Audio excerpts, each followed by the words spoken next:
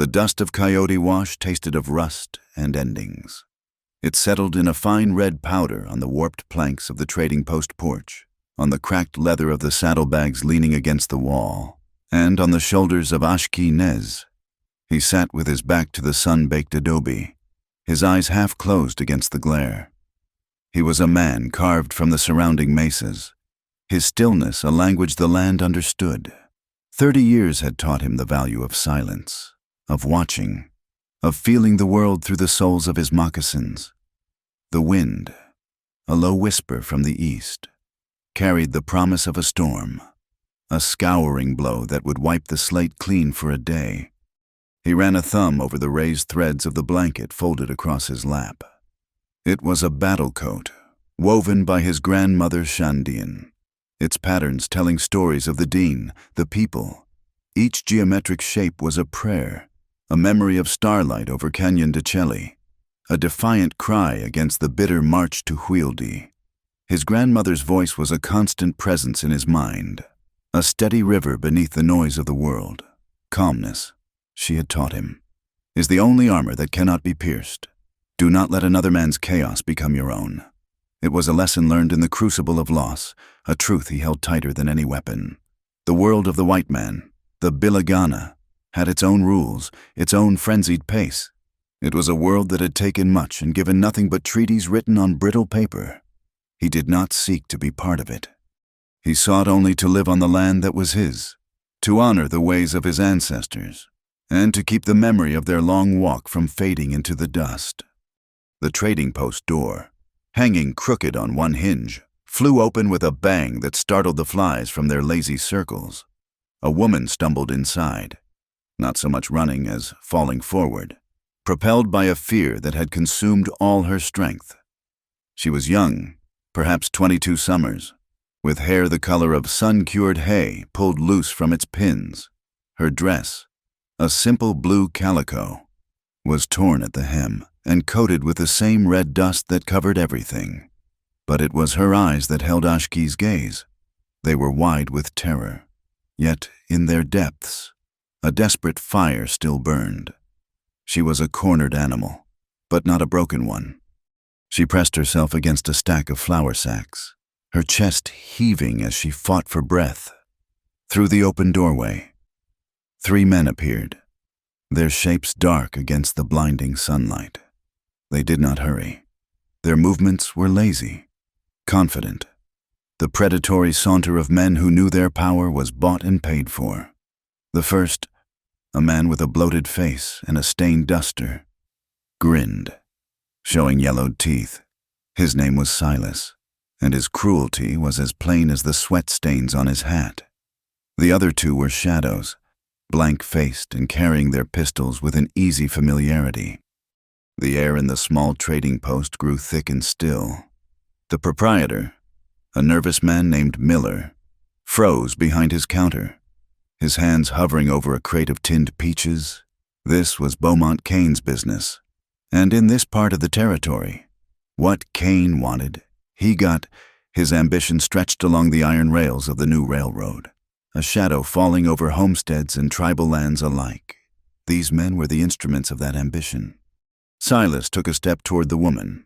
He said she had been a fool to run. Mr. Kane only wanted to talk. His voice was a greasy drawl, meant to soothe but succeeding only in sounding more menacing. The woman, Eliza Hart, shook her head, clutching a worn leather ledger to her chest as if it were a shield. She told him to stay away from her. Her voice was a ragged whisper, but it was clear. Ashki watched. This was not his fight. It was a Bilagana quarrel, a dispute over their papers and their greed. He had seen it 100 times. It always ended in sorrow. The memory of Huildi, the Bosque Redondo, rose in him, a cold tide of helplessness. They had been forced to walk, driven from their sacred lands, starved and broken, because of papers and greed. Why should he spill his blood, or even his peace? For one of them, he could rise, walk out the back, and be gone before the dust storm hit. He could disappear into the canyons where the white man's law was a joke. But then he saw the way Silas looked at her, It was a look of ownership, of a man savoring the fear of a creature caught in his trap, and he saw the trembling in Eliza's hands as she clutched the ledger, the sheer force of will it took for her not to collapse. Shandian's voice came to him again, softer this time. A person's dignity is their holy place. To watch it be defiled and do nothing is to defile your own. With a slowness that defied the tension in the room, Ashki Nez stood up. He was not a large man, but he moved with a grounded certainty that made him seem taller. He took 2 silent steps forward, placing himself between the woman and the 3 men. He did not speak. He did not draw the knife at his belt. He simply stood, a calm obstruction. Silas stopped. His grin faltered, replaced by a sneer of disbelief. He told Ashki to step aside. This was not his concern. Ashki's eyes, dark and steady, met his. The world outside the door was turning a pale, hazy orange. The wind moaned as it swept around the corner of the building. He unfolded the heavy blanket from his arm. The intricate patterns of black, red, and white seemed to hold the last of the day's light. With a gentle movement, he draped it over Eliza's shoulders. The thick wool settled around her, a tangible promise of sanctuary. She flinched at his touch, then looked up at him, her terrified eyes asking a question he could not yet answer. The gesture was a clear defiance. It was a line drawn in the dust of the floor. Silas's face hardened. He addressed Ashki with a slur, calling him a redskin and telling him he had just made a fatal mistake. He and his friends were taking the girl and the book she stole. Ashki's voice, when it came, was low and even, the sound of stones rubbing together at the bottom of a river. He said, "She is not going with you." For a long moment, no one moved. The only sound was the rising howl of the wind. Silas's hand drifted toward his pistol.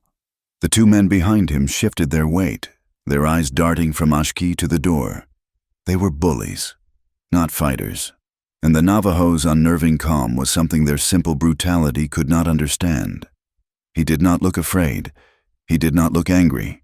He looked patient, as if he could stand there until the mesas crumbled to dust. The first gust of the storm hit the trading post like a physical blow, rattling the windows and sending a cascade of sand through the cracks in the door. It was the moment Ashki had been waiting for. His movement was a blur. He did not attack. He simply kicked the leg of a nearby table laden with sacks of beans and tins of coffee. The table crashed over, spilling its contents across the floor with a deafening clatter. In the instant of surprise, while Silas and his men flinched from the noise, Ashki grabbed Eliza's arm. His grip was firm, inescapable. He said now. He pulled her toward the door. One of the men recovered enough to draw his gun, but he was too slow. They were outside, plunged into a churning world of red dust and screaming wind. Visibility dropped to a few feet.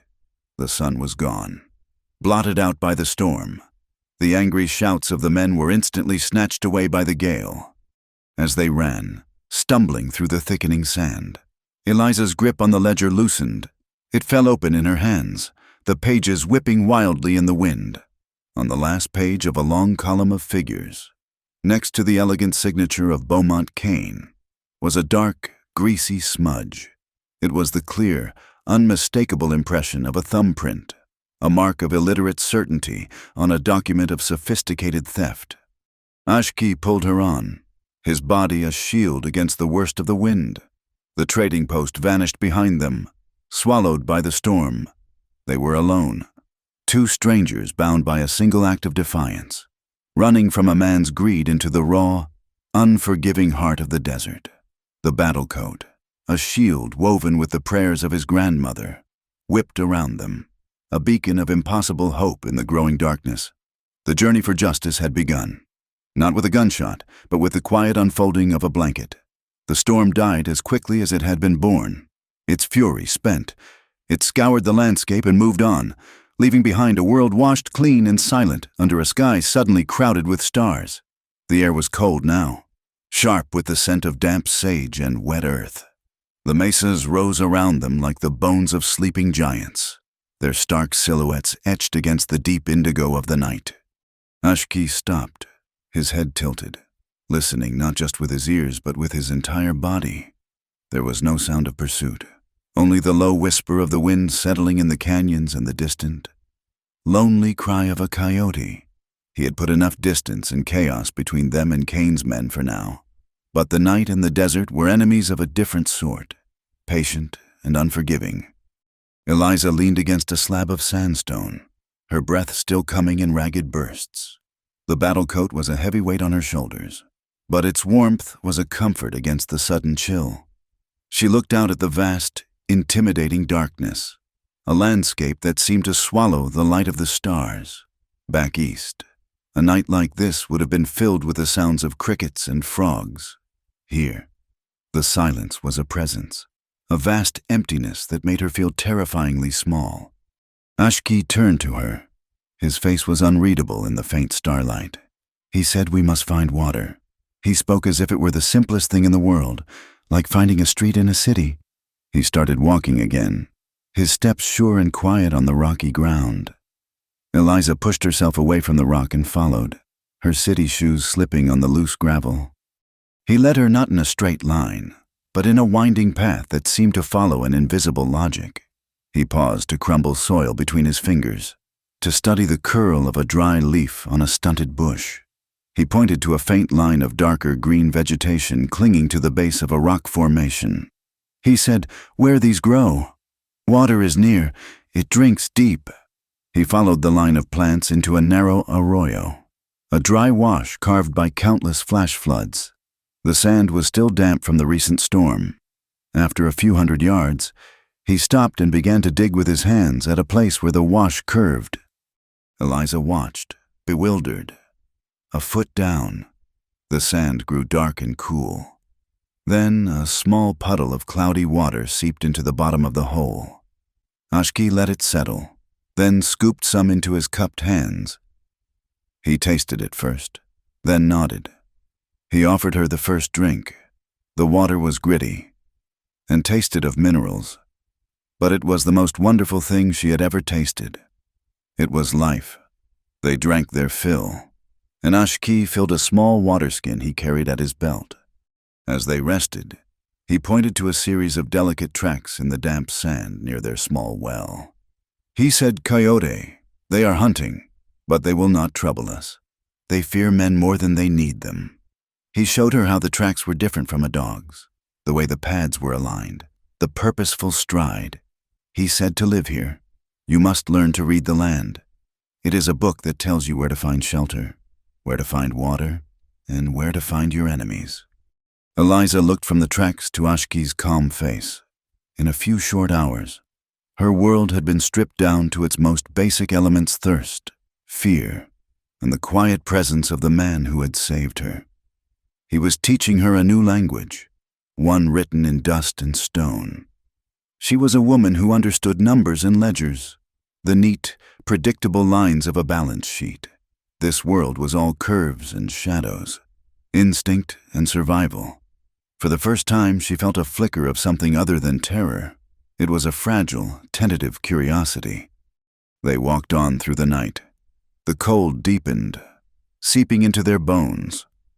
Ashki eventually led her to a fissure in a towering cliff face, a crack so narrow it was almost invisible. They slipped inside, entering a slot canyon. The walls were smooth and sculpted by water, soaring hundreds of feet above them, so close together that they could only see a thin ribbon of starry sky. The air inside was still and protected. It felt like a church. Ashki gathered a small pile of dry juniper wood from a high ledge where a flood had deposited it years ago. With a flint and steel, he coaxed a tiny flame to life. The fire was small, almost smokeless, but its light and heat were a miracle. It pushed back the immense darkness and held the cold at bay. He took out a strip of dried meat and a small cake of ground corn from a pouch. He broke them in half and gave her a share. The food was tough and plain, but it quieted the anxious knot in her stomach. They ate in silence. The only sounds, the soft crackle of the fire and their own breathing echoing off the canyon walls. The warmth and the relative safety of the canyon seemed to unlock something in Eliza. The fear was still there, a cold stone in her belly, but the story of how she had come to be in this place needed to be told. She looked at Ashki, whose eyes reflected the dancing flames. She began to speak, her voice low and hesitant at first. Then, gaining strength, she told him about her job with the railroad, how she had been proud of her skill with numbers, of the responsibility given to her. She had believed in the railroad, in the idea of progress it represented. Then she had found the discrepancies, small at first, then larger. Payments for land that was never for sale. Deeds signed with the names of men who had been dead for years, all of it traced back to Beaumont Kane. He was not just buying land. He was creating false titles, seizing grazing areas, and pushing families, both white and Navajo, off their ancestral homes. The ledger she carried was the proof, a secret record of his fraudulent transactions. Her voice trembled as she continued.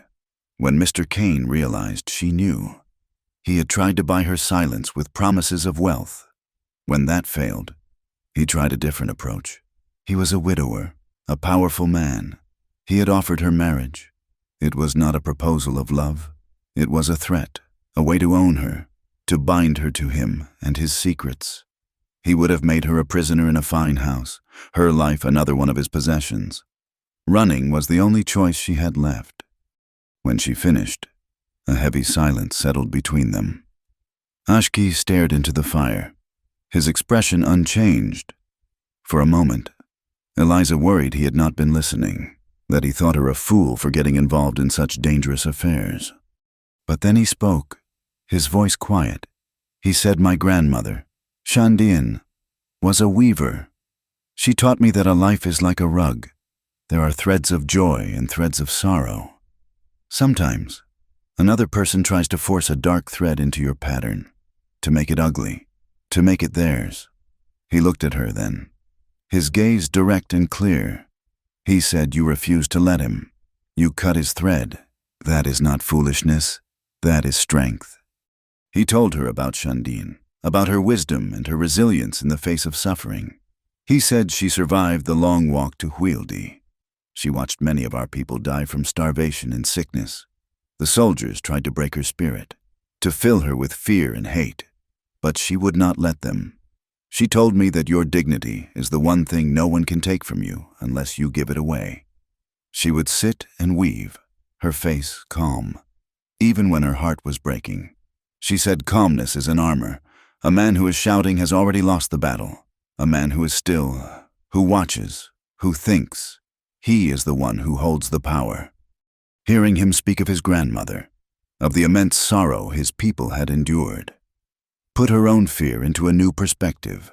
She was fighting for her freedom, for justice. He was the survivor of a war against his entire way of life. A fragile thread of understanding began to weave itself between them in the firelight.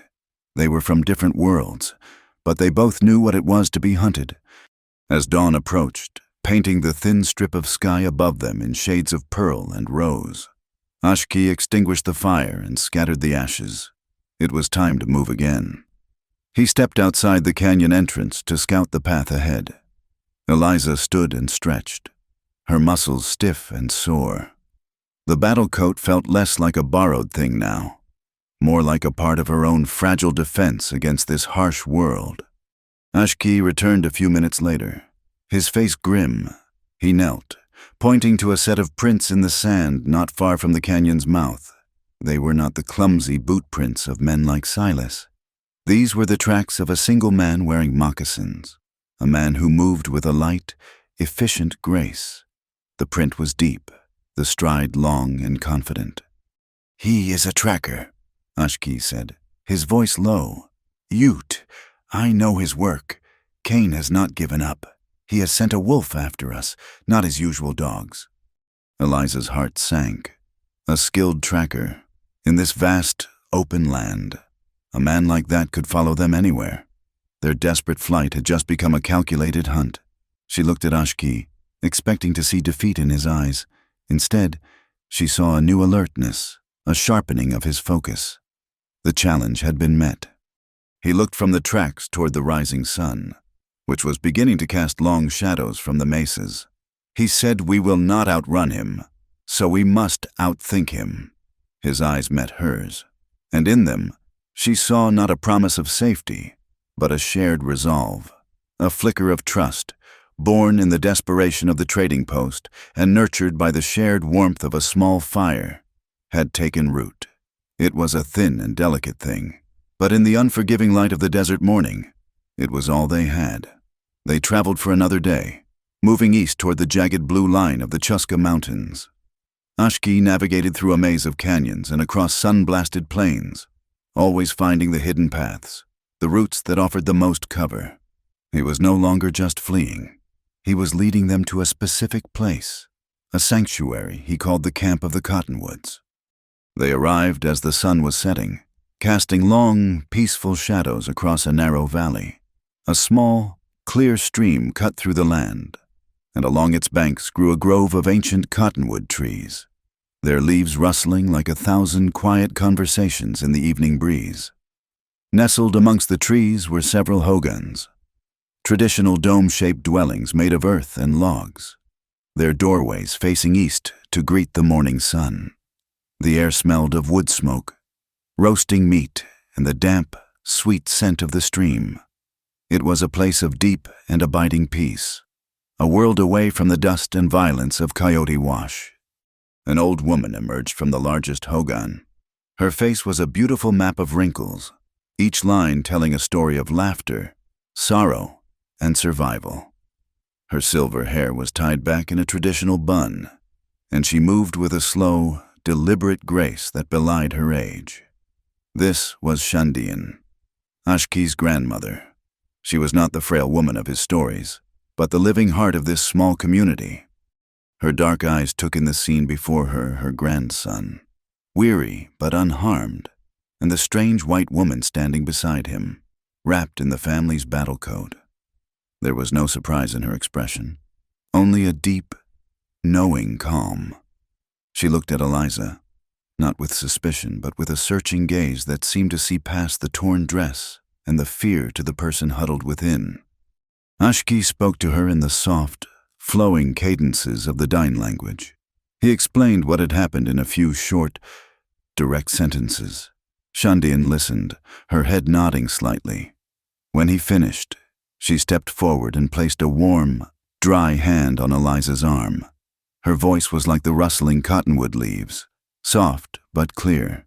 She said, "You are welcome here. You are safe." Another man joined them, coming from the direction of a small corral where several horses stood. He was about Ashki's age, with a strong, solid build and a watchful expression. This was Nathan Chi, Ashki's oldest friend.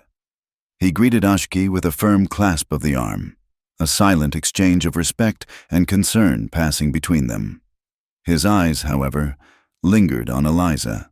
His gaze was not hostile, but it was guarded, filled with the skepticism of a man who had seen too many Bilagana bring trouble to his people. That night, Eliza shared a meal of mutton stew and warm, flat cornbread inside Shandian's hogan. The small space was warm and clean, the air fragrant with the scent of cedar and wool. Woven blankets in brilliant colors were stacked against the curved walls, and a small fire burned in a pit at the center, the smoke rising through a hole in the roof. The trauma of the past 2 days began to recede, replaced by a profound sense of exhaustion and a gratitude so deep it was almost painful. The days that followed settled into a rhythm that was entirely new to Eliza. It was a life of purpose, dictated by the sun and the seasons, not the ticking of a clock.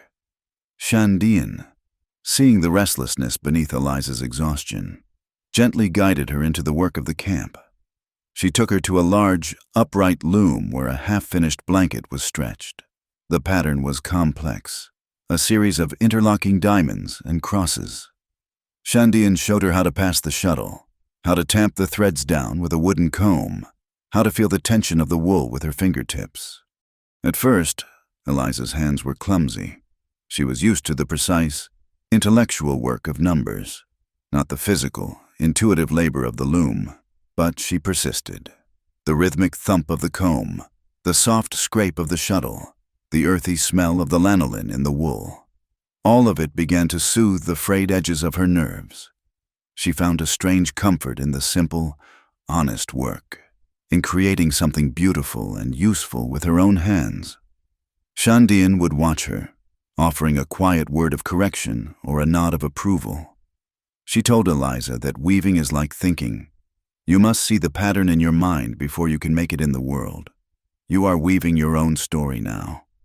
Eliza also learned to cook, to grind corn into meal between two stones, to make stew with wild herbs that Shandian taught her to find along the stream.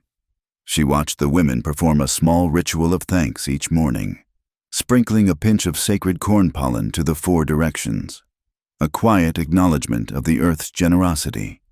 It was a world of deep, interconnected faith, a stark contrast to the transactional religion she had known back east. Here, divinity was not in a building, but in the land, the water, and the sky. After a week, their supplies of salt and coffee ran low. Ashki announced that he and Eliza needed to go into the nearest town, San Miguel, for provisions and ammunition. Nathan argued against it, his distrust of the outside world clear in his voice.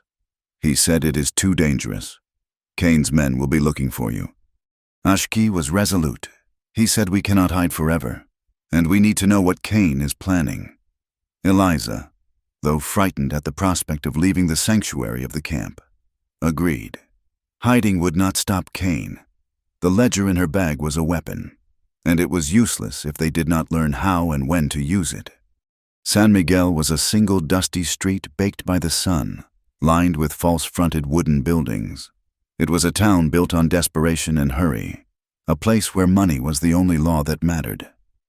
The moment they rode into town, Eliza felt the change.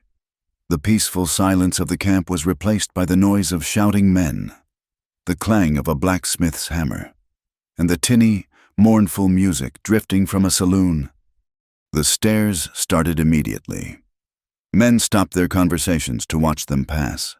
Their gazes were hard and unfriendly, lingering on Ashki with a mixture of contempt and fear, and on Eliza with a crude, assessing curiosity. She felt the weight of their prejudice like a physical blow. In the camp, she was a guest, a student. Here, she was an outcast, a white woman with a Navajo man, an offense to the town's unspoken rules. They went first to the general store. The proprietor, a man with a sour face and stained apron, served them with a grudging slowness, placing their goods on the counter as if they were contaminated. He overcharged them for the salt and the bullets, and when Ashki quietly pointed out the discrepancy, the man merely shrugged and said, "That is the price." There was no point in arguing. As they left the store, they saw the town sheriff leaning against a post outside the saloon. He was a big man with a florid face and a tin star pinned crookedly on his vest. A well-dressed man, one Eliza recognized as one of Cain's lieutenants from the railroad office, walked up to the sheriff, spoke a few words, and discreetly pressed a thick envelope into his hand. The sheriff palmed it without looking and gave a slight nod. The transaction was seamless, practiced. The law in San Miguel was for sale, and Beaumont Cain was the highest bidder. A chill went through Eliza that had nothing to do with the heat of the day. The forces arrayed against them were not just a few hired thugs, but the very structure of power in this territory. Later, while Ashki arranged to have a horseshoe replaced, Eliza found a quiet spot in the shade of the livery stable to wait. She took out the ledger, needing to reconnect with the reason for all this danger. She ran her fingers over the columns of numbers, the tangible proof of Cain's crimes. As she turned a page, her finger brushed against a faint, greasy impression in the paper near the bottom, next to an entry detailing the purchase of water rights near Canyon de Chelly. She had seen it before, but had dismissed it as just another smudge. Now, looking closer, she saw its shape. It was not random. there was a faint circular border, and inside, the raised image of an eagle clutching a set of scales. Her breath caught in her throat. It was the faint imprint of a wax seal, transferred from another document onto the ledger by a greasy thumb. She had seen that seal before, embossed on legal papers in the railroad office. It was the official seal of Judge Marcus Thorne, the circuit judge for the San Miguel district. The connection hit her with the force of a physical shock. The judge was not just turning a blind eye to Kane's activities. He was an active participant. His seal of justice was being used to legitimize the theft. This changed everything. Their fight was not just against a greedy cattle baron, but against a corrupt legal system. When Ashki returned, he saw the look on her face. He asked, "What is it?" She showed him the faint impression, her finger trembling as she traced its outline. She said, "This is a judge's seal. Judge Thorne. He is working with Kane." Ashki stared at the mark for a long time, his face a mask of grim understanding. The news did not surprise him. He had never expected fairness from the white man's law. But this was different. This was concrete proof. Another thread they could pull to unravel Kane's entire web of deceit. As they rode out of San Miguel, leaving the dust and the hate behind them, Eliza overheard two men talking near the saloon. Their voices were low, but the words carried on the dry air. They spoke of a big land auction coming up, the biggest this territory had ever seen.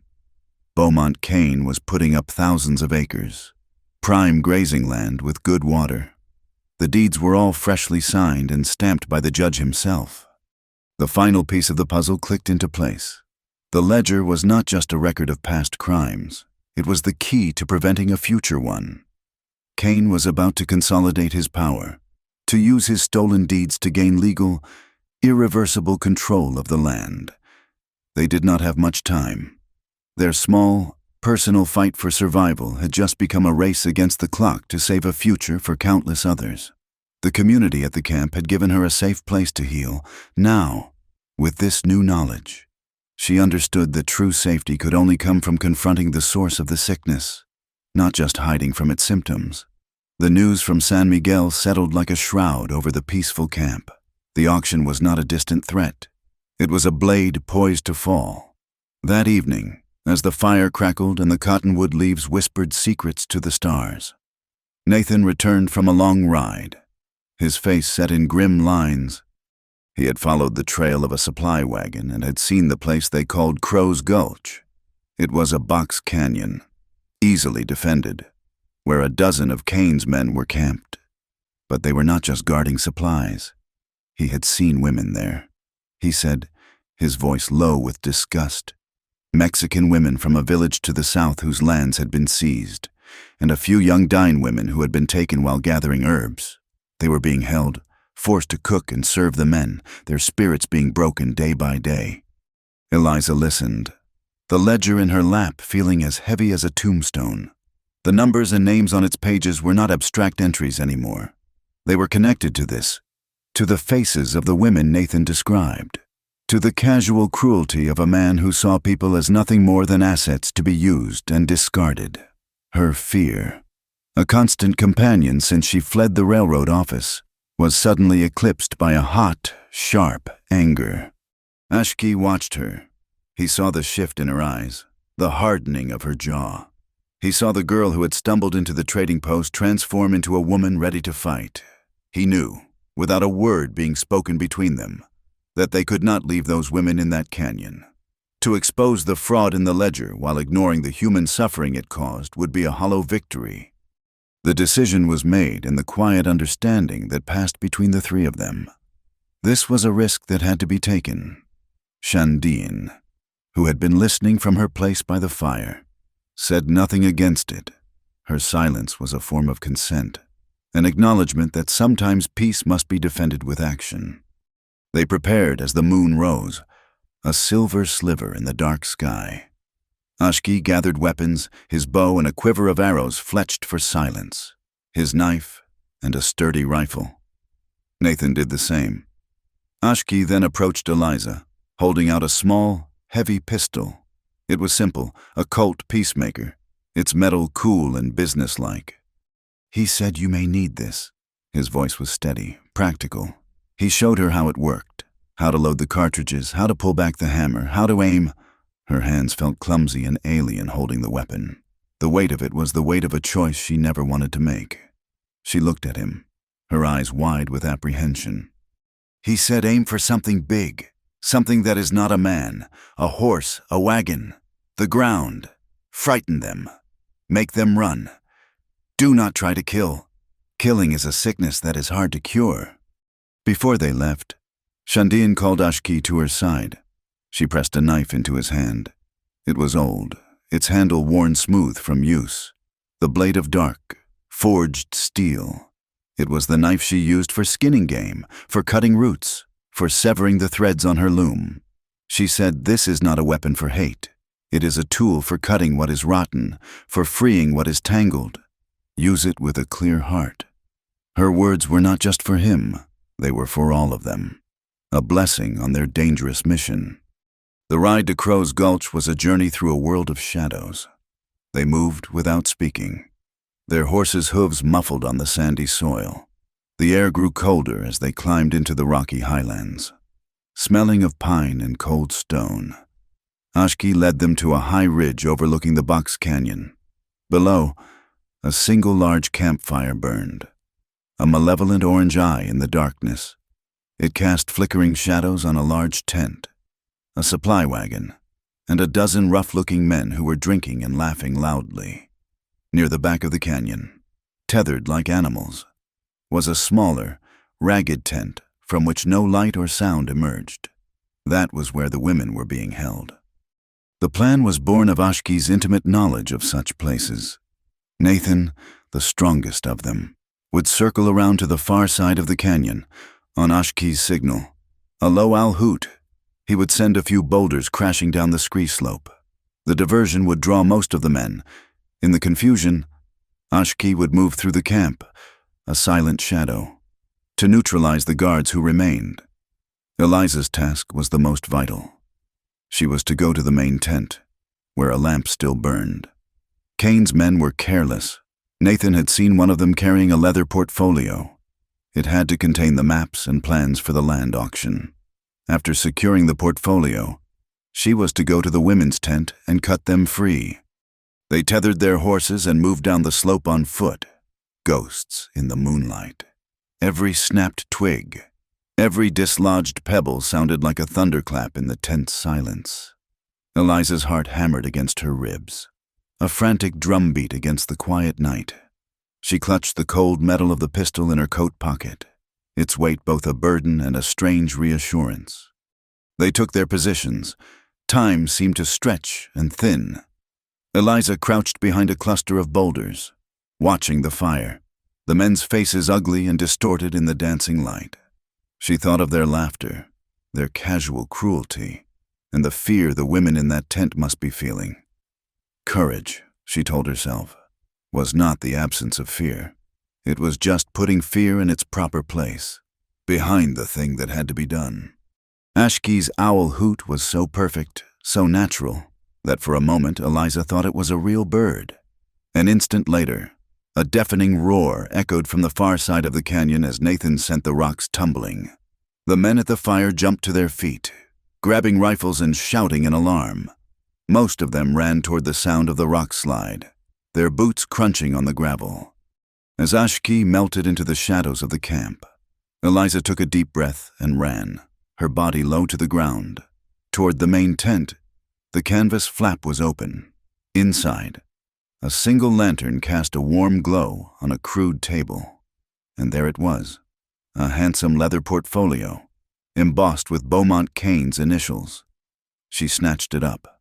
Her hands were shaking so badly she almost dropped it.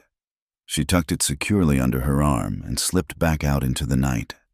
She could hear a muffled shout, then silence, from the direction of the campfire. Ashki was at work. She ran to the women's tent. The flap was tied shut with a thick rope.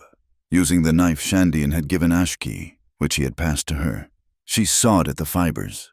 The rope fell away. She pulled back the flap. In the dim moonlight filtering through the canvas, she saw them. 8 women, huddled together on the dirt floor, their faces etched with a mixture of terror and exhausted despair. When they saw her, a white woman with a knife in her hand, they flinched back.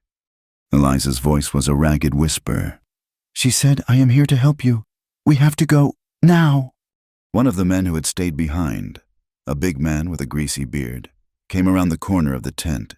His eyes widened when he saw her, then narrowed with a cruel grin. He said, "Well, look what we have here." He started toward her, his intentions clear. Panic seized Eliza. Her mind went blank. The man lunged. She stumbled backward, pulling the pistol from her pocket. She raised it with both hands, the barrel shaking wildly. Ashki's words echoed in her mind. "Aim for something big." The man laughed and kept coming. A wagon stood nearby, its large wooden wheel a dark circle against the night. She squeezed her eyes shut and pulled the trigger. The explosion was deafening, the recoil slamming her shoulder. The bullet splintered the wooden spokes of the wheel with a loud crack. The man froze, his grin vanishing. The unexpected violence of the gunshot had startled him. In that moment of hesitation, a shadow detached itself from the side of the tent. Ashki was there. The man had no time to cry out. Ashki's arm wrapped around his neck, and he was pulled back into the darkness. Eliza stood frozen, the smell of gunpowder sharp in her nostrils. Her entire body was trembling. The women were now staring at her with a new expression awe. She had not just freed them, she had fought for them. Ashki appeared at her side. He placed a steadying hand on her shoulder. The simple touch was enough to bring her back from the edge.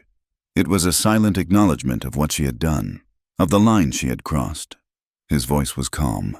He said, "Good. Now we go." They herded the frightened but hopeful women out of the tent and toward the mouth of the canyon. Nathan was there, a rifle in his hands, guarding their escape route. They had almost made it to the rocks where their horses were hidden when a figure appeared on the ridge above them, silhouetted against the moon. It was the Ute tracker. He held a rifle, and it was aimed directly at them, at Eliza.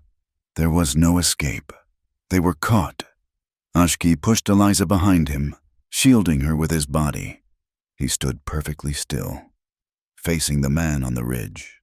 The tracker did not fire. For a long, heart-stopping moment, he simply stood there.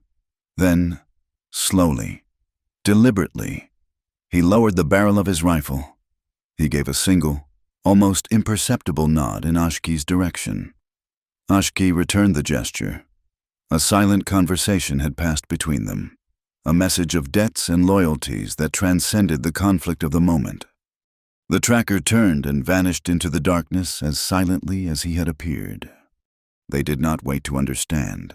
They scrambled up the rocks, mounted their horses, and, with the rescued women riding double, they galloped into the night, leaving the chaos and violence of Crow's Gulch behind. Eliza clutched the leather portfolio, its contents a promise of a different kind of justice. The pistol was still in her hand, warm now, a terrifying and empowering weight. She was still afraid, but it was a different kind of fear. It was the fear of a fighter, not a victim. In saving others, she had finally begun to save herself. The return to the camp of the Cottonwoods was a quiet triumph. The rescued women, though still haunted by their ordeal, walked with a newfound lightness, their faces turned toward the rustling leaves in the promise of safety. They were absorbed into the small community with a gentle, unquestioning welcome. Shandian embraced each one, her presence a balm on their wounded spirits. For 2 days, a fragile peace settled over the valley. The portfolio of maps and fraudulent deeds lay hidden, a coiled serpent waiting for its moment. In the evenings, the sound of more voices joined the songs around the fire.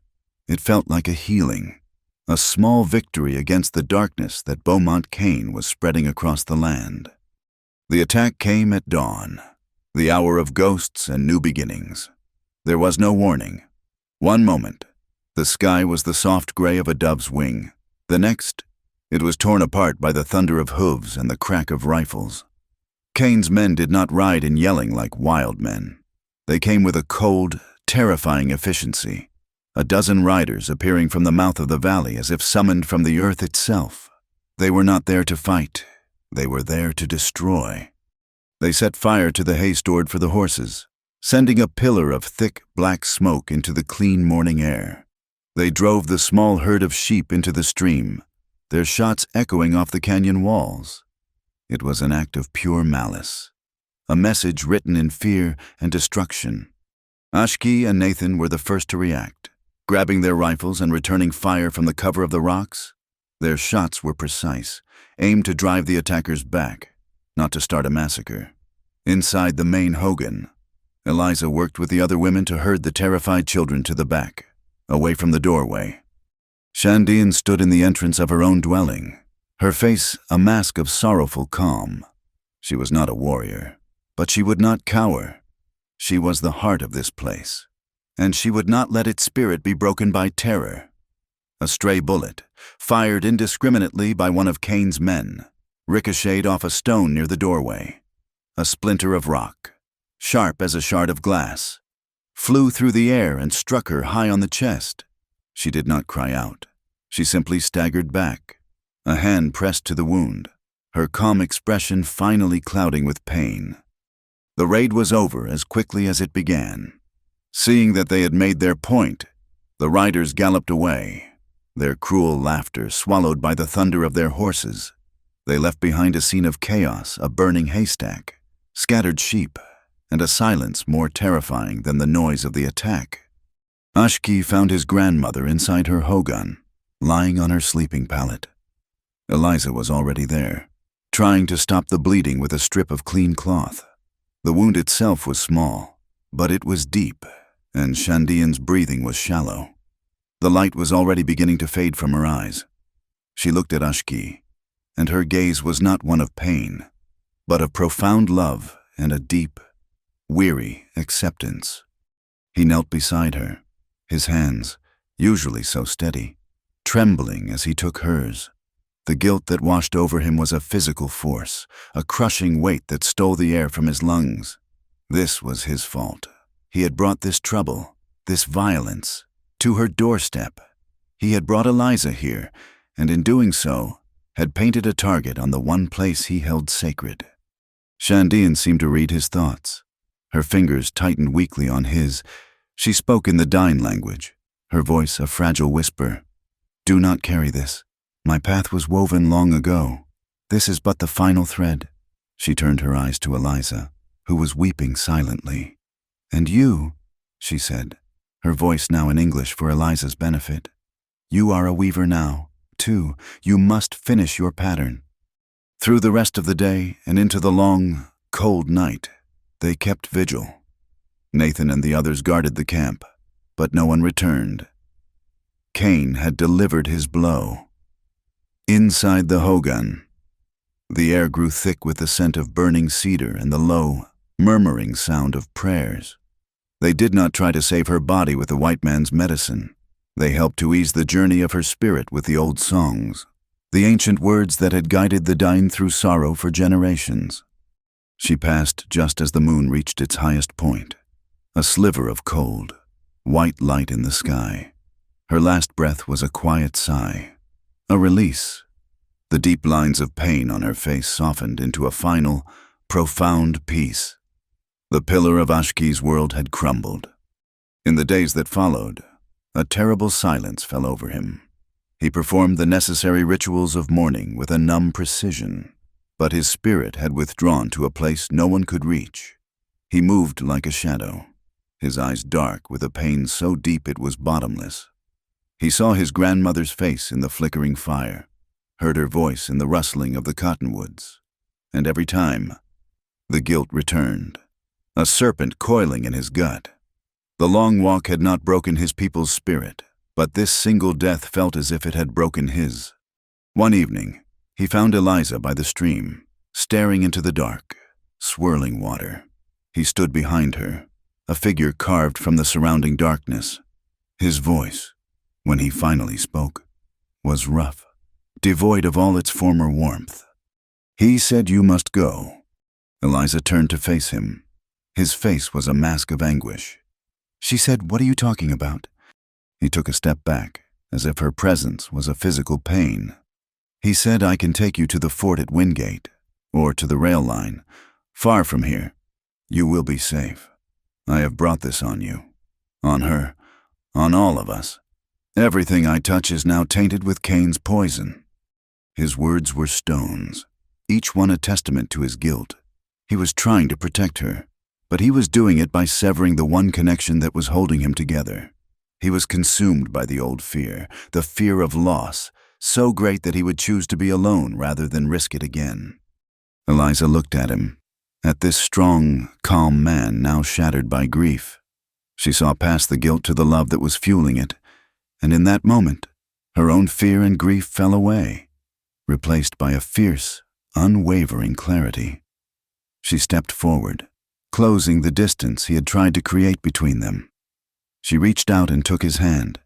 His first instinct was to pull away, but she held on, her grip surprisingly strong. She said, "No, I am not leaving." She looked directly into his eyes, forcing him to see her, to hear her. She said, "Your grandmother told me to finish my pattern. That is not something I can do alone, hiding in some city back east. My pattern is here now." She squeezed his hand. Her voice dropped, but it lost none of its intensity. She said, "When I ran into that trading post, I was running for my life. Now, I am fighting for it, for my life, and for the lives of the people who took me in. I choose to be here. I choose this land, and I choose you. Ashki Nez." Her words were a lifeline thrown into the dark abyss of his grief. They did not erase the pain or the guilt, but they offered something else, a shared purpose. She was not a burden he had to protect. She was a partner who stood beside him, her resolve as strong as his own. The last of the formal mourning period ended. Ashki took a small clay jar containing his grandmother's ashes and walked to a high ledge overlooking the valley, a place where the wind always blew, a place that felt close to the sky. Eliza followed, but kept a respectful distance. He stood there for a long time, chanting a soft prayer, before gently tipping the jar and letting the wind carry the ashes, returning her to the land she loved. When he came back down, his eyes were still filled with sorrow, but the terrible emptiness was gone. He walked over to Eliza. He held out his hand. Lying on his palm was a simple string of blue and white beads, worn smooth with age. He said this was hers. She left it for me. He looked at the beads, then at Eliza. He said she told me it was to help me remember, to not let other men write my story for me. Eliza understood. It was not a charm against evil. It was a reminder of one's own truth, one's own path. It was Shandian's final lesson. They stood there as the sun set, the cliffs of the canyon walls glowing like the altars of some ancient, forgotten church. The air was cold and clean. The loss was a raw, open wound in their hearts. But from that wound, something new was beginning to grow. It was a vow, unspoken but perfectly understood. They would not let Shandian's death be a meaningless tragedy. They would make it a beginning. They would take the portfolio of maps, the ledger of lies, and her string of beads, and they would finish the pattern she had set them on. They would fight for this land, for its people, and for the memory of the woman who had taught them that the fiercest battles are won not with hate, but with a calm and unbreakable dignity. Grief is a quiet country, but they could not afford to live in it for long. The knowledge of the impending land auction was a ticking clock, each day a grain of sand falling toward a future where Cain's theft would be enshrined in law. With the rescued women safely integrated into the camp and Nathan standing guard, Ashki and Eliza knew they had to return to the heart of the serpent's den San Miguel. They rode under the cover of darkness, not as victims, but as insurgents carrying a secret weapon in a leather portfolio. Their first stop was not the hotel or the general store, but the sprawling livery stable at the quiet end of town. In the back, amidst the smell of hay and horsehide, a man was mending a saddle by lantern light. He was wiry and weathered, his face a testament to a life lived under the sun and sky.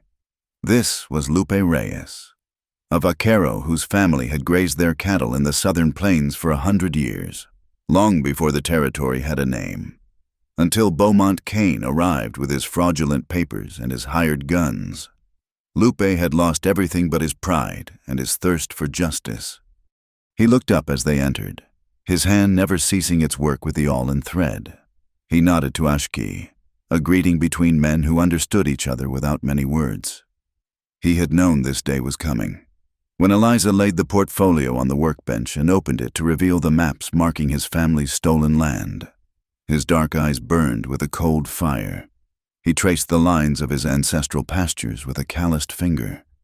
He said he has the law, the judge, the sheriff. What do we have? Eliza tapped the ledger she also carried. She said, we have the truth. Their second meeting was more dangerous. Marshal Isaiah Booker's office was a small wooden box in the center of town, a symbol of a law that was rarely respected and often for sale. Booker himself was a man who seemed out of place. He was tall and broad-shouldered, with a quiet dignity that was a stark contrast to the town's rough chaos. He wore his uniform with a crisp precision, a habit from his years as a buffalo soldier, and his eyes missed nothing. He had seen Kane's corruption grow, had been forced to stand by, his authority undermined by the wealth of the cattle baron and the complicity of the judge. They met him after midnight, slipping in through the back door. He listened to their story without interruption, his gaze moving from Ashki's stoic face to Eliza's impassioned one. He studied the ledger, his brow furrowed in concentration.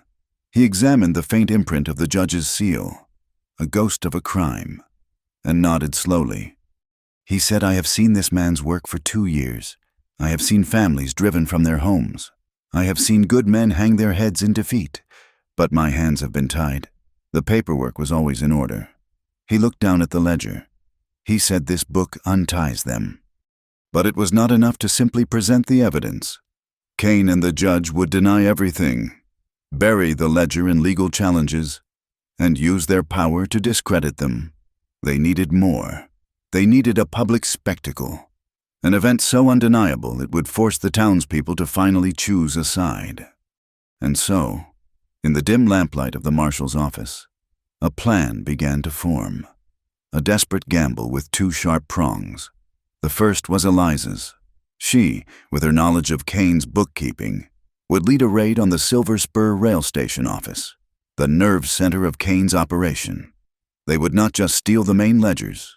They would, with Booker's authority, officially seize them, hoping to find a clerk willing to testify in exchange for immunity. The second prong was Ashki's. He and Nathan, along with Lupe and a few of his loyal vaqueros, would intercept a special train scheduled to pass over the high wooden trestle at Silver Spur Bridge.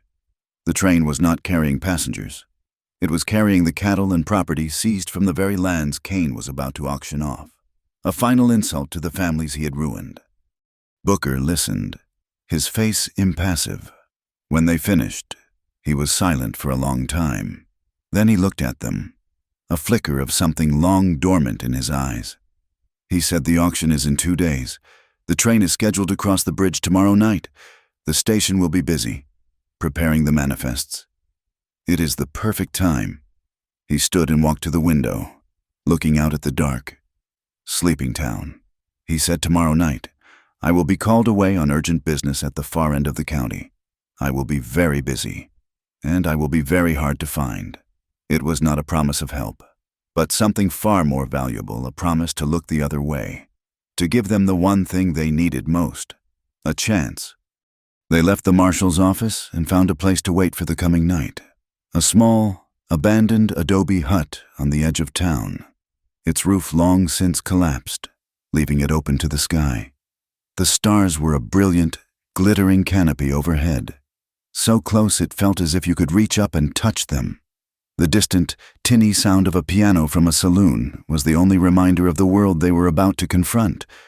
They built a small, smokeless fire. The night was cold, and they huddled close to its meager warmth. Eliza noticed a long, shallow cut on the back of Ashki's hand, a souvenir from the raid at Crow's Gulch. Without a word, she took out a clean cloth from her satchel. dampened it from her canteen, and began to gently clean the wound. He watched her, his usual stillness charged with an unspoken emotion. Her touch was gentle, careful, an act of quiet intimacy that went beyond words. They shared a corn cake, the last of the food they had brought from the camp, breaking it in half and eating in a comfortable silence. The simple act of sharing a meal under the stars felt like a prayer. Eliza found herself speaking of her mother, of a childhood kitchen that always smelled of cinnamon and baking bread, a place where she had always felt safe. It was a memory she had not allowed herself to visit for a long time. Ashki, in turn, spoke of Shandian, not of her death, but of watching her hands as she worked at the loom, how they moved with such certainty, weaving threads of color and light into a pattern only she could see. They were sharing the pieces of themselves that had been shaped by love, building a bridge of memory and trust in the darkness. The fire burned down to glowing embers. The silence that fell between them was no longer empty. It was filled with everything they had been through, with the grief, the fear, and the fierce, protective bond that had grown between them. Eliza looked at Ashki, his face illuminated by the soft red glow, the sharp lines of his profile, the steady calm in his eyes, the strength that was not in his muscles but in his spirit. He had been her protector, her teacher, but now she saw him as something more. She leaned forward and gently, hesitantly, pressed her lips to his. It was a touch as soft as moth's wings, a question asked without words. For a moment, he remained perfectly still, a man carved from stone. Then, a shudder went through him, a deep tremor that seemed to start from the very center of his being.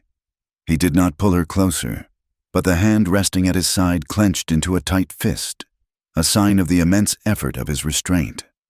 He drew back just enough to look at her, his eyes dark and burning with an intensity that took her breath away. His voice, when he spoke, was a ragged whisper, a sound raw with an emotion he had held in check for so long. "You've set me on fire. Love." The words were a confession, a surrender. It was not a prelude to a frantic passion, but a moment of profound recognition, an acknowledgement of the powerful, dangerous, and beautiful thing that had taken root between them in the heart of the desert. In that instant, under the silent witness of the stars, their separate causes became one. They were no longer just a warrior and a woman with a ledger. They were partners, bound by a shared commitment to justice and by a love that had been forged in the crucible of loss and defiance. As the first hint of gray lightened the eastern sky, they reviewed the plan one last time. They looked at each other, the vow they had made at Shandian's passing now sealed with a kiss. The passion that had been ignited between them was now focused outward, a single, unwavering flame. It was the spark that would either light a signal fire for justice or burn everything they held dear to the ground. The night air over Silver Spur was thin and cold, charged with an electric tension. Far to the east, a single point of light appeared, the headlamp of the midnight train, a mechanical beast racing toward its appointment on the high wooden trestle. Down below, in the cluster of buildings that served the railroad, another light burned in the window of the station office, a solitary beacon in the darkness. 2 stages were set for a single, desperate play. At the station, Eliza moved through the shadows with Lupe Reyes at her side. His presence was a silent reassurance, his weathered face calm, but his eyes missing nothing. Marshal Booker had done his part. The usual night guard was conspicuously absent, replaced by a single, green clerk named Thomas, who was known more for his spectacles than his spine. They slipped in through the unlocked back door, their footsteps muffled by the clatter of the telegraph machine. Thomas looked up from his paperwork, his eyes wide with terror behind his thick glasses. Before he could cry out, Lupe had moved behind him, placing a firm, heavy hand on his shoulder. It was not a violent gesture, but it carried an unmistakable weight of consequence. Eliza stepped into the lamplight, her face pale but her expression resolute. She did not raise her voice. She said, "We are not here to hurt you. Thomas, we are here for the real ledgers. The ones Mr. Kane keeps in the floor safe." She placed her own ledger on the desk, its worn leather a stark contrast to the neat stacks of official manifests. She said, "Your boss is a thief. This book proves it. We are here to stop him." The young man trembled, shaking his head. "He could not. Mr. Kane would ruin him." Eliza's voice softened, but her eyes were like steel. She said, "Mr. Kane is already ruined. You have a choice. You can be the man who helped a criminal, or you can be the man who helped save this town." She opened her ledger to the page with the faint imprint of the judge's seal. She said, "Judge Thorne is his partner. We have proof. When this is over, everyone associated with them will fall. Where do you want to be standing when that happens?" While she spoke, Lupe moved silently around the office. His eyes scanned the room, and with the practiced ease of a man who knows how things are hidden, he knelt and lifted a loose floorboard beneath the desk. Below it was a small iron safe. He looked at Thomas. The clerk's resolve crumbled. With shaking hands, he gave Lupe the key from a chain around his neck. Inside the safe were 2 thick, heavy ledgers, the true record of Kane's empire, and a small, velvet-lined box. Eliza opened the box. There, nestled in the dark fabric, was a heavy brass seal press. On its face was the image of an eagle clutching a set of scales. It was the official seal of Judge Marcus Thorne. They had him. Miles away, the train's whistle shrieked as it approached the deep gorge spanned by the Silver Spur Bridge. Ashki, Nathan, and a half-dozen of Lupe's vaqueros lay in wait among the rocks. They had dragged several heavy logs across the tracks at the far end of the bridge, an undeniable barricade. As the train rumbled onto the trestle, its wheels thundering on the heavy timbers, the engineer saw the obstruction. He slammed on the brakes. The massive engine screamed in protest, a terrible, high-pitched shriek of metal on metal, sending a shower of orange sparks into the dry timbers below. The train shuddered to a halt, its heavy cars swaying precariously over the dark chasm. Before the train crew could react, Ashki's team swarmed the cars. They were not a raiding party. They were a liberation army. Nathan used a heavy crowbar to break the locks on the cattle cars. The doors slid open, and the terrified animals, stolen from a dozen different families, bellowed and scrambled out, their hooves clattering on the wooden planks. The vaqueros expertly herded them off the bridge and into the darkness. Others opened the freight cars, finding furniture, tools, and personal belongings, the entire contents of homesteads that had been systematically erased. The operation was a model of controlled chaos, but it was not destined to remain that way. Headlights appeared on the road that ran parallel to the tracks. A carriage and a dozen men on horseback were approaching at a full gallop. Beaumont Kane had been alerted. He had come to personally oversee his plunder, and he had stumbled into their trap. The night exploded into a maelstrom of noise and violence. Kane and his men leaped from their horses, taking cover behind the rocks and opening fire. Bullets splintered the wooden railings of the bridge, whining and ricocheting off the steel of the train. Ashki and his men returned fire, the sharp cracks of their rifles echoing in the gorge.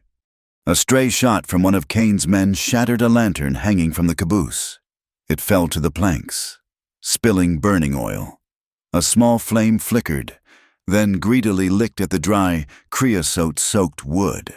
Within seconds, a wall of fire erupted, cutting off the back half of the train. The fire spread with terrifying speed, racing along the length of the trestle. The shouts of the gunfight were now mixed with the panicked bellows of the few cattle still trapped and the roar of the growing inferno. The bridge, Kane's artery of theft, was becoming his funeral pyre. From the town, people had begun to gather, drawn by the sounds of the battle. They stood on the bluffs overlooking the gorge, a silent, growing crowd of witnesses. Kane, enraged, saw his prize going up in flames. He led a charge onto the bridge, his face a mask of fury. But the fire was faster than he was, a heavy support timber, eaten through by the flames, collapsed. A section of the track sagged, and two of Cain's men, caught off balance, plunged screaming into the chasm below. Cain himself was trapped, his leg pinned by a fallen, burning beam. The flames creeping closer, the gunfight faltered, replaced by the overwhelming roar of the fire. Ashki had a clear shot. Cain was helpless, his face illuminated by the flames that were about to consume him. The man who had destroyed so many lives, who had caused the death of his grandmother, was at his mercy. He raised his rifle. His finger tightened on the trigger. The faces of the townspeople on the bluff were watching him. They expected the savage, the final, brutal act of vengeance. But in that moment, Ashki heard Shandian's voice, not in his ears, but in his soul, a tool for cutting what is rotten, for freeing what is tangled, not a weapon for hate. He lowered the rifle. He turned to Nathan. He said, "We get them out, all of them." The decision was so unexpected it stunned everyone into a moment of silence.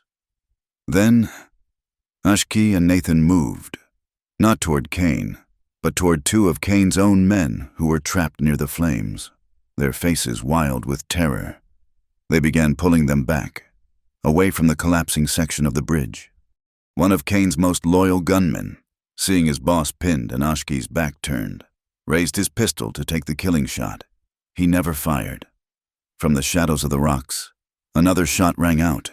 The gunman cried out and dropped his pistol. His hand shattered. The Ute tracker stood there, his rifle smoking. He looked at Ashki, gave a single, sharp nod, and melted back into the night. The debt was paid.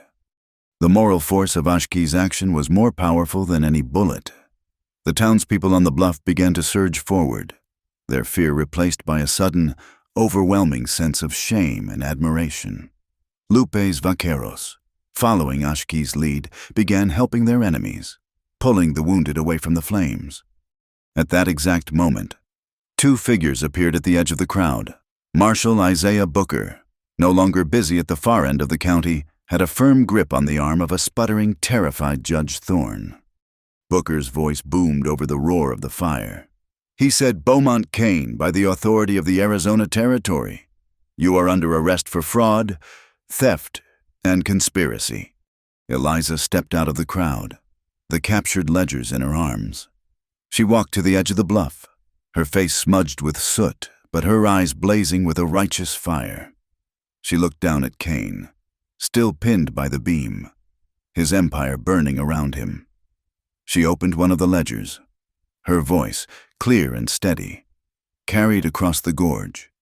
She read an entry. October 3rd, 1871. For services rendered in the fraudulent transfer of the Miller family homestead, $500. Paid to Judge Marcus Thorne. A gasp went through the crowd. The Millers were there, a destitute family who had been driven from their land a week ago. Eliza did not stop. She read another name, and another, each one a nail in Cain's coffin. She was no longer a victim. She was the voice of their collective pain, the instrument of a justice they had thought was lost forever. The burning bridge groaned, a final, terrible sound, and another section collapsed into the gorge. The path of corruption was broken. Ashki, his face grim in the firelight, had chosen mercy over vengeance, and in doing so, had won a battle for the very soul of the town. Justice, raw and imperfect, had finally taken shape in the light of the flames. The dawn that broke over San Miguel was unlike any other.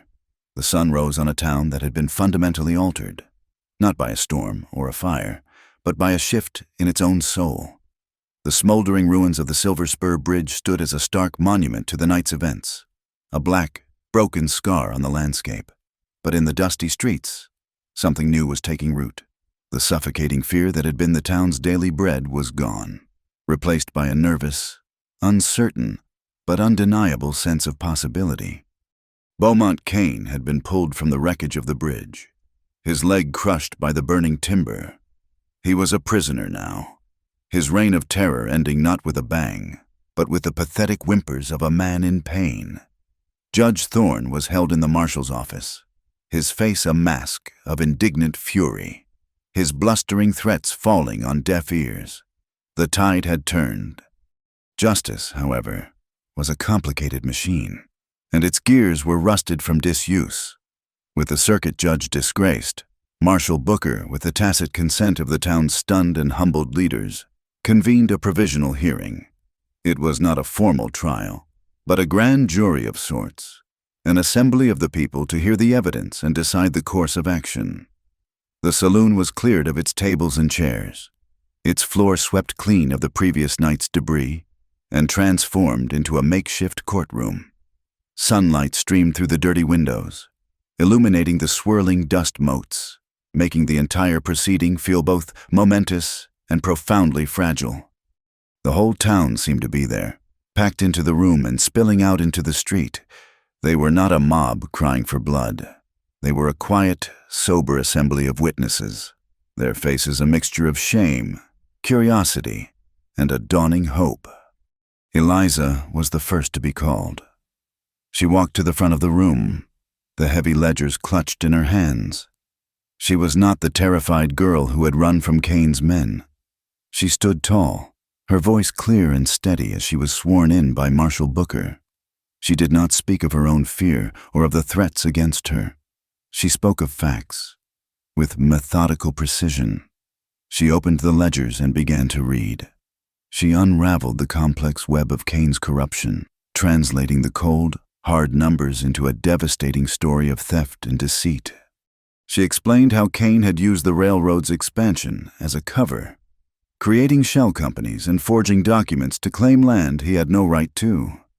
She pointed out the payments to Judge Thorne, disguised as legal fees. She detailed the systematic seizure of water rights, the lifeblood of this arid land, and showed how he had used that control to strangle homesteads and ranches, forcing families to sell for pennies on the dollar or simply abandon their homes. When she finished, a heavy silence filled the saloon. The evidence was irrefutable, laid bare for all to see. Judge Thorne leaped to his feet, his face purple with rage, and accused her of being a liar, a hysterical woman scorned. But his words had no power here. The numbers in the ledgers did not lie. Then Marshal Booker called the next witnesses. The women who had been rescued from Crow's Gulch came forward. One of them, a young Mexican woman named Elena, her voice barely a whisper, but her eyes burning with a fire that would never be extinguished, told her story. She spoke of how Kane's men had driven her family from their small farm, how they had taken her and the others, and the degradation they had suffered. Her testimony was not about finances or legal documents. It was about the human cost, the quiet suffering that had been the foundation of Kane's empire. When she finished, there was not a sound in the room, save for the quiet weeping of the Miller family. Ashki sat at the back of the room with Nathan and Lupe. He did not speak. He did not need to. His actions at the bridge had spoken for him. He watched Eliza, a quiet pride in his eyes. He saw the weaver his grandmother had spoken of, a woman finishing her pattern with courage and grace. He felt no triumph, no thirst for revenge. He simply observed, a calm center in the swirling currents of change.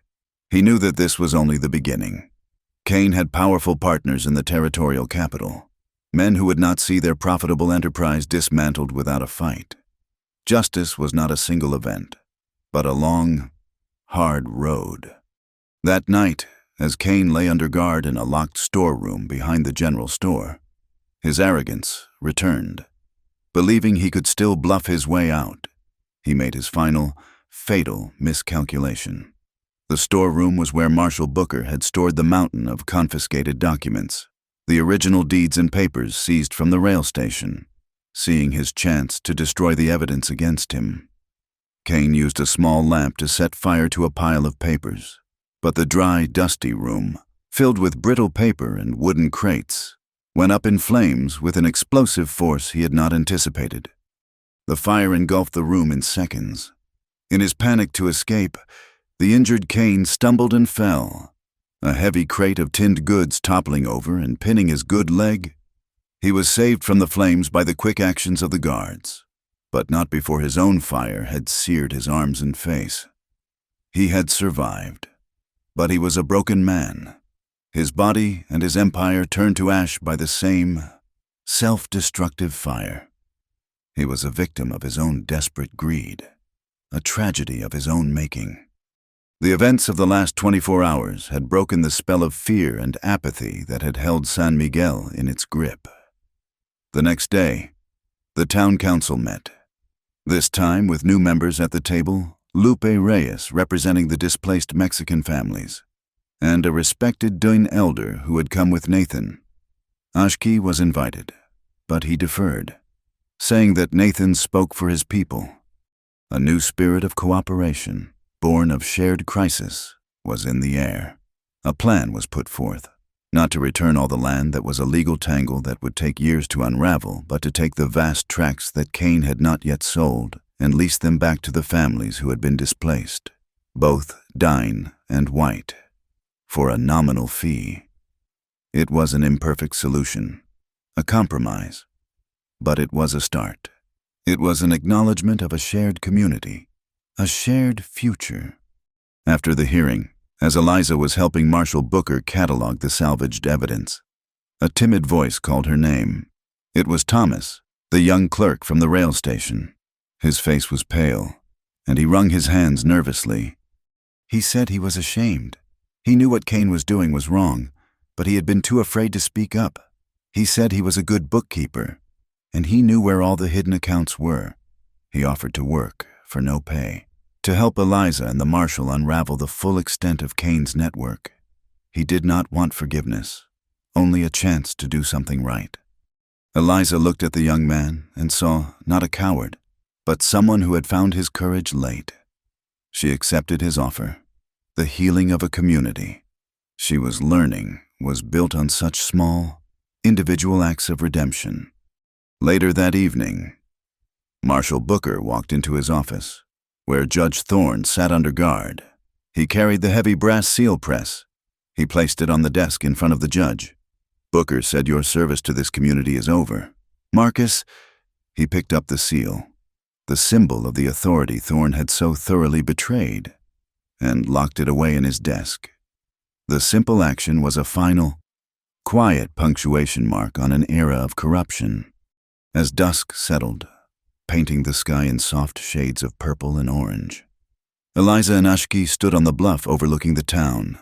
The air was still thick with the smell of smoke, but it was mingling now with the scent of cook fires from homes where families were beginning to hope again. They were not naive.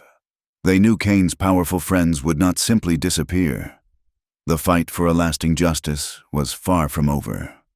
But as they looked down at the flickering lights of San Miguel, they saw not a den of thieves, but a community that had, however imperfectly, begun to heal itself.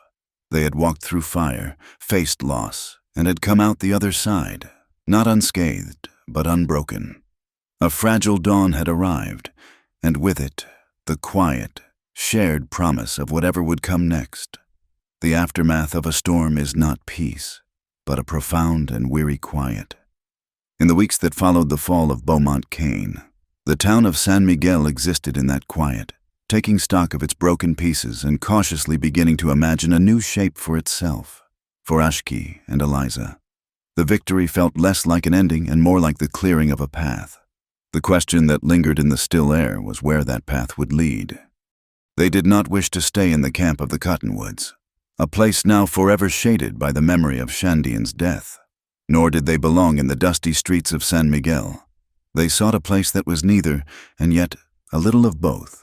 They found it a half-day's ride from town, in a small, sheltered valley fed by a reliable spring that trickled from the base of a red rock canyon. The place was called Canyon Springs. It had good water, a stand of tall pines for timber, and a wide, flat meadow where the sun fell warm and bright. It was a place to put down roots.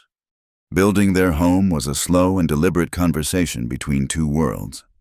Ashki, with Nathan's help, raised the main structure. Not a traditional hogan, but a sturdy cabin of notched pine logs. Yet he built it on a circular foundation, and the roof had the gentle, sloping dome of the Dine way. It was a house that looked to the four directions. Eliza, working alongside them, chinked the gaps with a mixture of mud and grass. Her hands, once accustomed only to the smooth glide of a pen, growing calloused and capable. She planned the windows to catch the morning light and insisted on a wide, covered porch where they could sit and watch the evening shadows stretch across the valley. It was neither a white man's cabin nor a Navajo hogan. It was theirs. As the house took shape, so did their future. One clear autumn afternoon, when the air was crisp and the sky was a deep, aching blue, they were married. There was no church, no grand pronouncements. They stood before their unfinished home, on the land they had chosen. Marshal Booker came, his uniform brushed and his face solemn, and stood as a witness for the territory. Lupe Reyes was there, his hat in his hands, his presence a quiet blessing.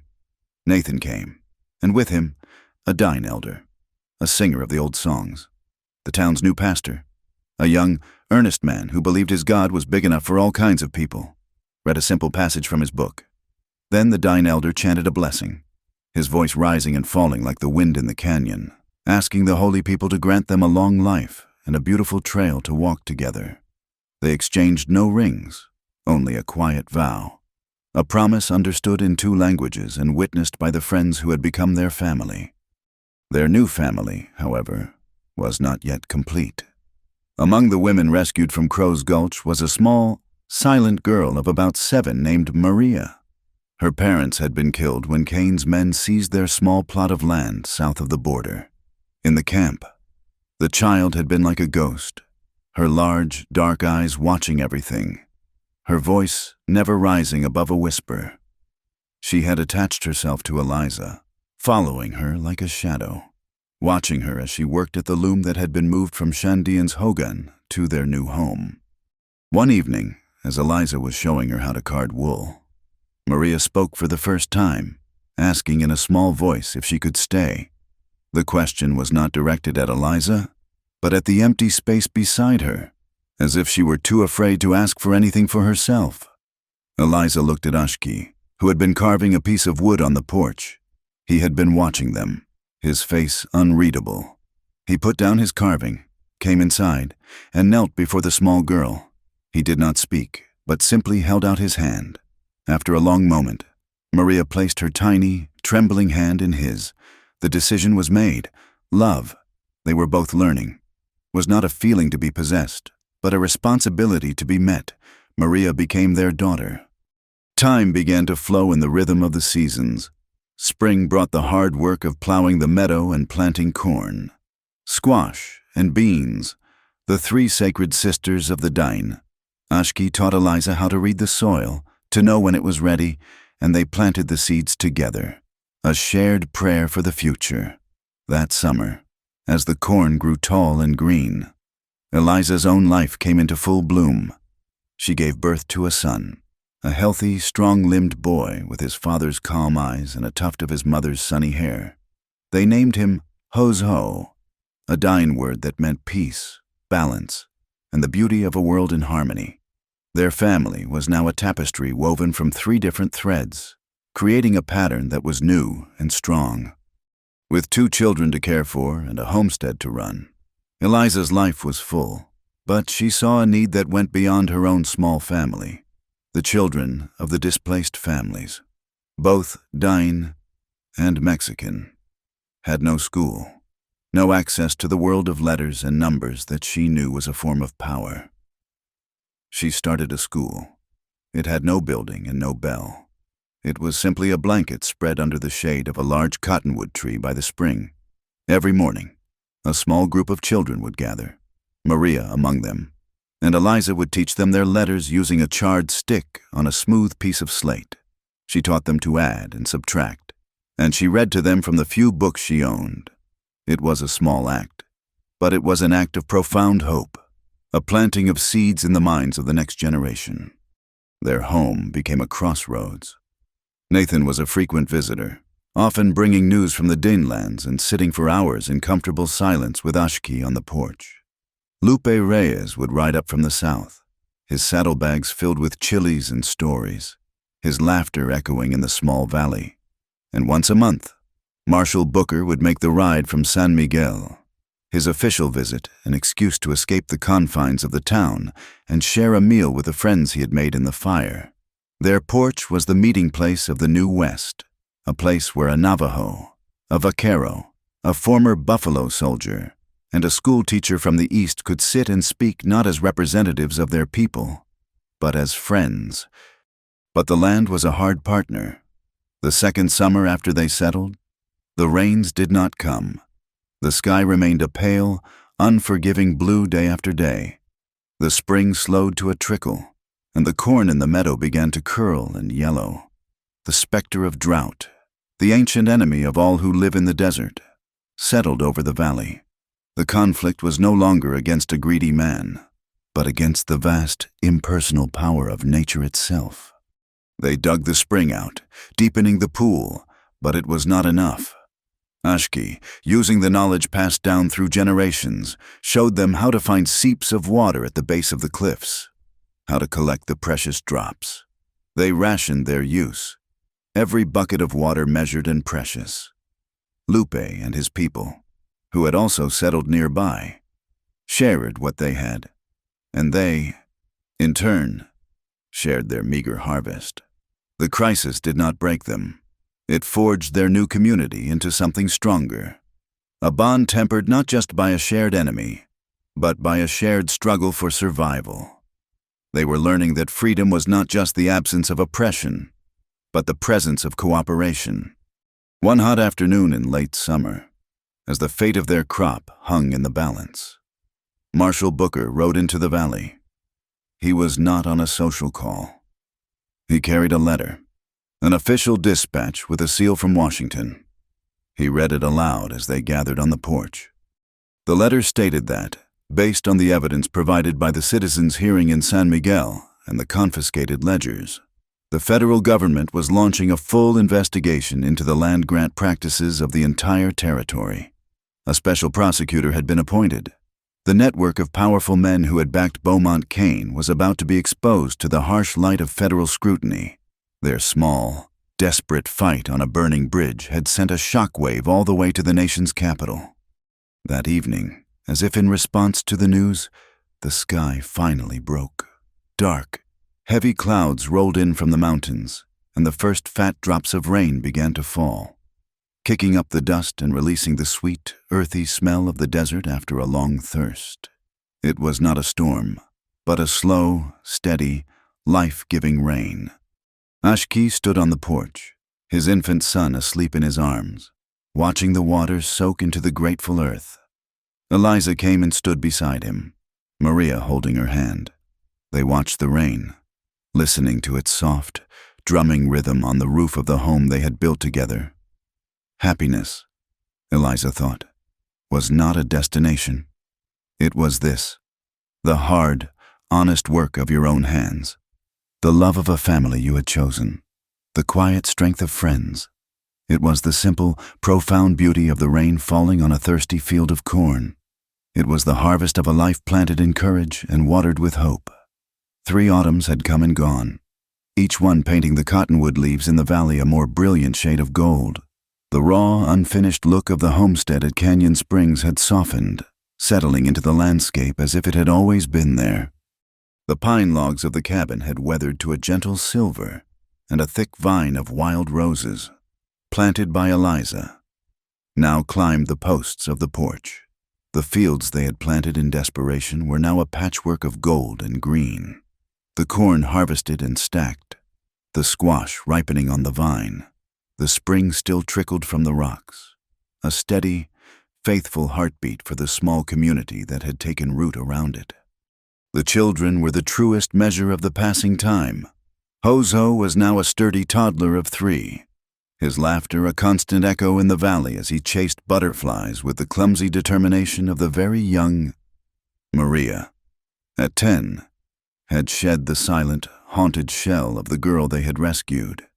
She was bright and quick, her voice now clear and confident as she helped Eliza with the younger children who came each day for their lessons under the shade of the big cottonwood. The world had changed beyond their small valley as well. San Miguel was a different town. The fear that had once been its primary currency had been replaced by a grudging, hard-won sense of community. A public well now stood in the center of the square, a project funded by the town council and built with the labor of men who had once stood on opposite sides of a bitter divide. The market was a place of fair trade, where the prices were the same for Lupe's vaqueros as they were for the established ranchers. Eliza's small school had inspired the town to expand its own, and the new schoolhouse now welcomed children of all backgrounds. The progress was slow, and the old prejudices still lingered in the shadows. But the balance of power had shifted. Justice was no longer a commodity to be bought and sold.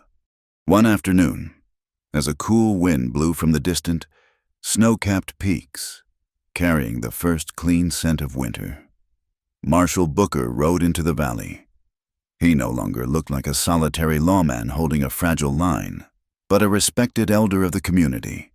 His face relaxed into the easy lines of a man at peace with his work. He carried a thick envelope bearing the official seal of the territorial capital, and another, smaller package wrapped in oilcloth.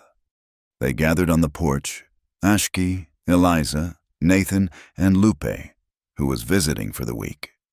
Marshal Booker opened the official letter and read it aloud.